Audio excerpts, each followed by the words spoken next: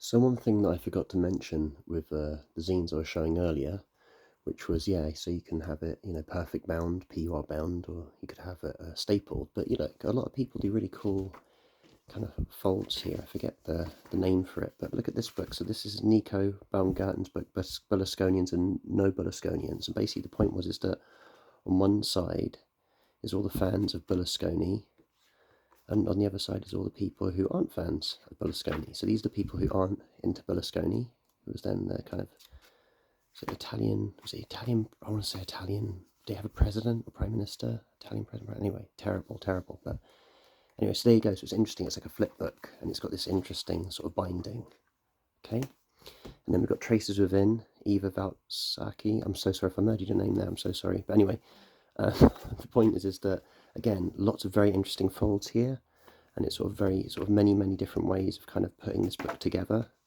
So again, you can kind of think about different ways of kind of folding. And I think the benefit of self-publishing as well is some publishers, if you came to them with a really wacky idea like this, they'd be like, no way, they're going to get destroyed in the shop, or it's really impractical to produce. But if you're making it yourself, you can do whatever you want. So there you go.